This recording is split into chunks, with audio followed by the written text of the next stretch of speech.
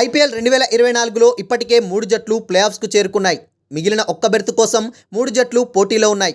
అయితే net run rate తక్కువగా ఉన్న లక్నో చివరి మ్యాచ్లో గెలిచినా టాప్ 4లో ఒకటిగా నిలవడం దాదాపుగా అసాధ్యం. ఇక మిగిలింది ఆర్సీబీ, చెన్నై సూపర్ కింగ్స్.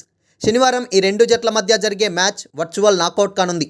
అయితే చెన్నైకే ప్లేఆఫ్స్ అవకాశాలు ఎక్కువగా ఉన్నాయి. ఐపీఎల్ 2024 కీలక దశకు చేరుకుంది. గురువారం రాత్రి ఉప్పల్ వేదికగా గుజరాత్ టైటాన్స్తో జరగాల్సిన మ్యాచ్ వర్షం కారణంగా రద్దు కావడంతో సన్ రైజర్స్ హైదరాబాద్ ప్లేఆఫ్స్కు చేరుకుంది. అంతకుముందే Kolkata Knight Riders, Rajasthan Royals ప్లేఆఫ్స్కు చేరుకున్న సంగతి తెలిసిందే. దీంతో ఇక ఒకే స్లాట్ మిగిలింది. ఈ స్థానం కోసం Chennai super Kings, royal Challengers Bengaluru, Lucknow super Giants పోటీ పడుతున్నాయి. అయితే లక్నో నెట్ రన్ రేట్ తక్కువగా ఉండడంతో ఆ జట్టు ప్లేఆఫ్స్కు చేరడం చాలా కష్టం. ఈ నేపథ్యంలో శనివారం చిన్నస్వామి స్టేడియం వేదికగా royal Challengers Bengaluru, Chennai super Kings మధ్య జరగాల్సిన మ్యాచ్ వర్చువల్ నాకౌట్ కానుంది. ఈ మ్యాచ్లో చెన్నై గెలిస్తే ప్లేఆఫ్స్కు చేరుకుంటుంది. అదే ఆర్సీబీ ప్లేఆఫ్స్ చేరాలంటే మాత్రం గెలవడంతో పాటు నెట్ రన్ రేట్ను దృష్టిలో ఉంచుకోవాలి.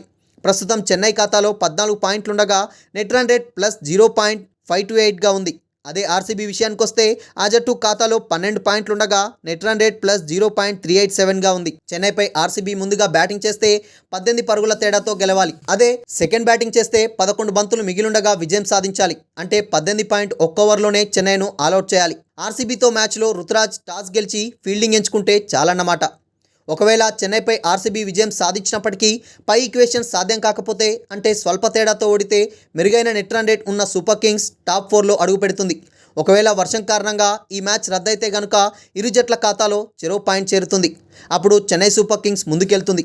ఆర్సీబీ లీగ్ దశలోనే టోర్నీ నుంచి నిష్క్రమిస్తుంది. ఆర్సీబీ గనుక ప్లేఆఫ్స్కు అర్హత సాధిస్తే ఎలిమినేటర్ మ్యాచ్లో రాజస్థాన్ రాయల్స్ లేదా సన్ రైజర్స్ హైదరాబాద్తో తలపడనుంది. కానీ బెంగళూరుపై చెన్నై సూపర్ కింగ్స్ గెలిస్తే మాత్రం ఆ జట్టు టాప్ 2కు చేరుకునే అవకాశాలు కూడా ఉంటాయి. ఇందుకోసం రాజస్థాన్, సన్ రైజర్స్ లాస్ట్ మ్యాచ్లో ఓడిపోవాలి.